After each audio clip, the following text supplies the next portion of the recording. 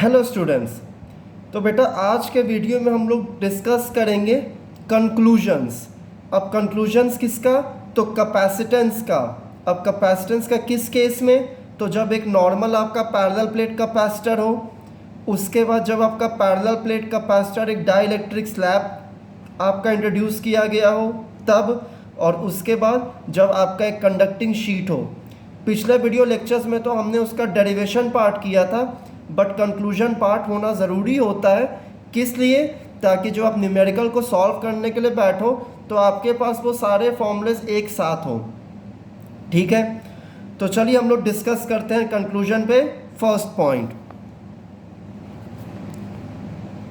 अब first point हमारा क्या है? If no dielectric medium is present, मतलब कि हमारे कहीं पे भी हमारा कैपेसिटर के बीच में कोई भी डाइलेक्ट्रिक मीडियम हमारा प्रेजेंट अगर नहीं है तो उस केस में हमारा कैपेसिटेंस कितना होगा? तो C is equal to epsilon not A by D which is equal to C not.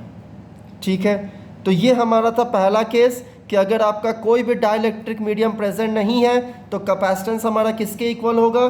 तो capacitance will be equal to epsilon not A upon D। अब अगला केस हम लोग डिस्कस करते हैं। अगला केस हमारा क्या है?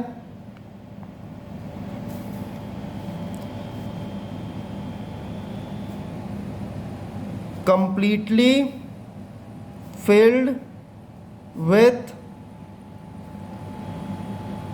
Dielectric slab. Completely filled with dielectric slab मतलब कि जो हमारा कैपेसिटर है उसमें हमारा D is equal to T है। That means thickness of capacitor is equal to thickness of the dielectric slab. तो उस केस में आखिरकार हमारे कैपेसिटेंस पे क्या इफेक्ट पड़ेगा?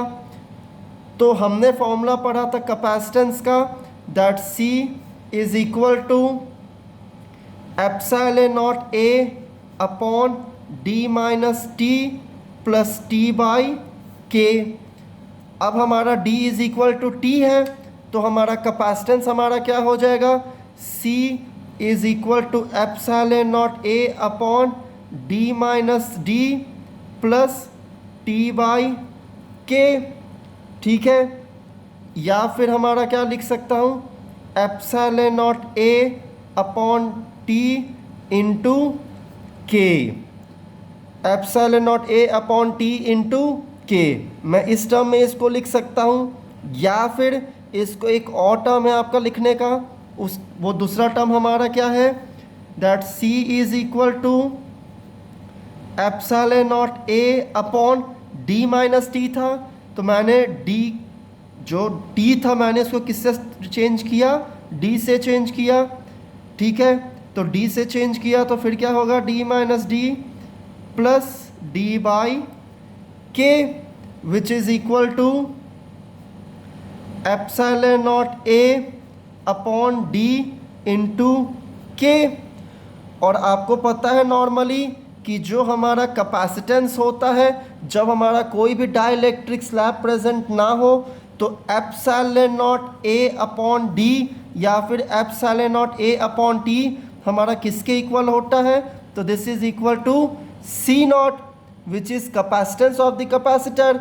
तो मैं क्या लिख सकता हूँ? C is equal to K C not. मतलब कि जब आपका dielectric slab of thickness equal to the thickness of the parallel plate तो हमारा कैपेसिटेंस क्या होता है?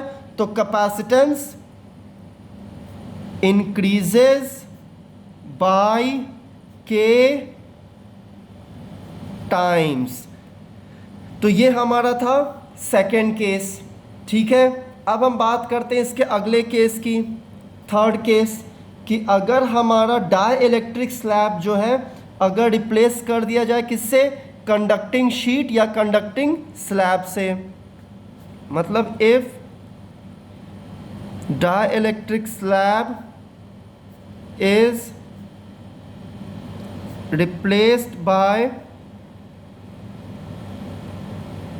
कंडक्टिंग शीट और कंडक्टिंग स्लैब। ठीक है, तो फिर हमारा कैपेसिटेंस हमारा क्या हो जाएगा? तो कैपेसिटेंस हमारा कितना था? Capacitance will be equal to infinity, मतलब कैपेसिटेंस हमारा इन्फिनिटी पहुंच जाएगा। अब हमारा कैपेसिटेंस इन्फिनिटी कैसे पहुंचेगा? तो आपको पता था फॉर्मूला दैट सी। अब अगर आप ध्यान से देखो, आप प्रीवियस वीडियो लेक्चर्स को अगर आप रिकॉल करोगे कि जब हमारा डाई इलेक्ट्रिक स्लैब को हमने जब इंट्रोड्यूस हमने नहीं किया है, हमने क्या काम किया है? हमने सिर्फ एक कंडक्टिंग स्लैब को जब अंदर इंट्रोड्यूस किया था तो हमारा कैपेसिटेंस किसके इक्वल आया था? So capacitance was equal to epsilon not A upon D minus T, ये था। और डी इज इक्वल टू 3 हो गया था हमारा, तो C is equal to epsilon not A upon 0 which is equal to infinity. मतलब कैपेसिटेंस हमारा क्या हो जाएगा उस केस में? तो कैपेसिटेंस विल बी मैक्सिमम।